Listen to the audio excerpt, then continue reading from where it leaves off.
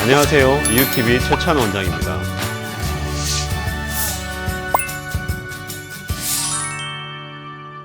저희가 저번 달에 오랜만에 다시 유튜브로 여러분들과 소통하기 시작했는데요. 오랜만에 해보니까 생각보다 어렵진 않았습니다. 그동안에 해왔던 게 있어서 아닌 것 같고 PD님께서 무려 프롬프터를 준비를 해주셨습니다. 그래서 대사 치는데 큰 어려움이 없다 보니까 훨씬 더 편하게 할 수 있었던 것 같습니다. 최대한 올려서 저 밑에 마무리하는 멘트까지 다 보이게 해주세요. 이에 힘입어 앞으로도 더 열심히 유튜브를 할 수 있도록 노력하도록 하겠습니다.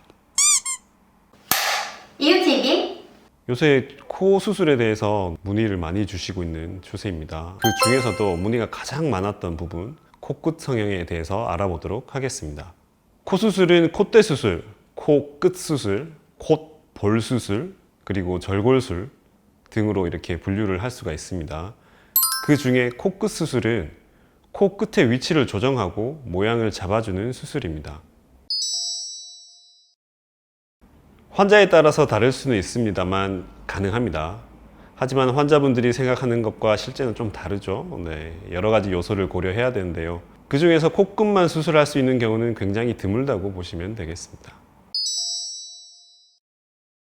코끝이 뭉툭하다, 낮다, 돼지코 같다 등과 같은 여러 이유로 코끝을 수술하기를 원하십니다. 과거에는 콧대에 넣는 실리콘 중에 L자형 실리콘을 쓰면서 손쉽게 코끝 성형이 이루어졌어요. 이렇게 넣기 때문이죠. 하지만 L자형 실리콘을 쓰면서 생길 수 있는 문제점이 꽤나 많이 생겼었습니다. 그래서 현재는 L자가 아닌 그냥 I자형 실리콘을 써서 콧대에만 넣고요. 코끝에는 다른 재료를 써서 코끝을 만드는 것이 정석이 되었습니다. 현재 사용하는 재료로는 귀연골, 비중격연골, 자가늑연골, 기증늑연골, 인공뼈 등이 사용되고 있습니다. 코끝은 우리 얼굴에서 가장 돌출된 부분으로 피부 장력을 가장 많이 받는 곳입니다. 여기저기 이렇게 당기는 곳이죠. 텐트에 가장 이렇게 힘이 많이 받는 그 부분이랑 비슷하다고 생각하시면 됩니다. 아무튼 그래서 이거를 높이고 모아주게 되면 피부 장력이 더 많이 걸리게 되고요.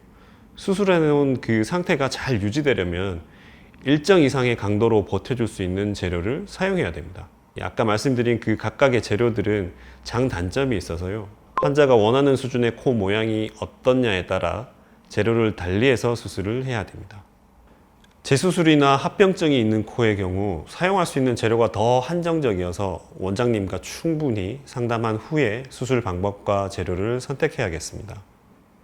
조금 자세하게 설명을 드리자면 앞에서 언급한 재료 5가지, 아까 말씀드린 귀연골, 비중격연골, 자가늑연골, 기증늑연골, 인공뼈 순서대로 귀연골이 강도가 가장 약하고요. 인공뼈가 가장 강도가 강합니다. 강도가 강할수록 코끝을 높고 샤프하게 만들기가 더 수월해지고요. 근데 반면에 또 강도가 높다는 말은 딱딱하다라는 뜻이거든요. 그래서 코끝은 이 콧대에 비해서 콧대는 이렇게 딱딱한데 코끝이 조금 말랑말랑한 편이죠. 강도가 높은 재료를 선택한 경우 코끝이 좀 딱딱해서 움직이지 않는 그런 불편함이 있을 수 있게 됩니다. 젊은 층에서는 높고 샤프한 코끝을 원하는 경우가 많아서요. 기증늑연골을 사용해서 코끝을 만드는 경우가 많고, 중장년층에서는 젊은 층에 비해 좀 더 부드럽고 자연스러운 코를 원하는 경우가 많아서 귀연골, 비중격연골을 사용해서 수술을 많이 하는 편입니다. 부작용이나 합병증이 생겨서 재수술을 시행하는 경우에는 자가늑연골을 사용하는 경우가 많고요. 인공뼈는 사용 빈도가 많이 줄어들어 있습니다. 병원마다 선호하는 재료가 다를 수가 있으니 이 부분은 참고만 하시면 될 것 같습니다. 앞서 말씀드린 대로 코끝은 피부 장력이 가장 많이 받는 곳인데요. 그 장력을 버틸 수 있는 재료를 사용하는 것도 중요합니다.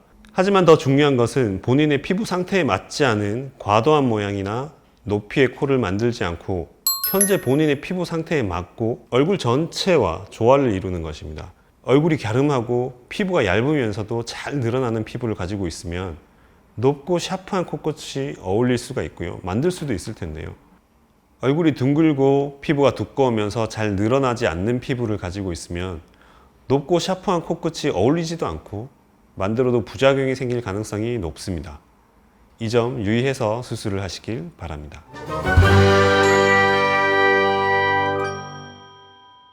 자, 오늘은 코끝 수술에 대해서 알아봤습니다. 제가 환자분들한테 종종 하는 말입니다.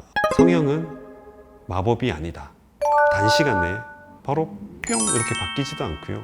원하는 모양이 무조건적으로 다 되지도 않습니다. 이거를 해결하기 위해서는 아까 말씀드린 이제 여러 재반 사항을 고려를 해서 되는 건 되는 것까지, 안 되면 안 되는 이유를 정확하게 이렇게 말씀을 드리고 여기까지 이렇게 하겠다라고 이렇게 서로 얘기가 잘 돼야 되는 부분들이 있습니다. 수술이 성형외과 수술 중에 가장 많은 합병증과 부작용이 생기는 수술 중에 1위거든요. 그래서 이런 재료를 선택할 때 좀 더 신중을 기해서 선택하셔서 좋은 결과를 얻으시길 바라겠습니다. 다음번엔 더 유익한 주제로 찾아뵙겠습니다. 다음 시간에 만나요. 안녕. 또 만나.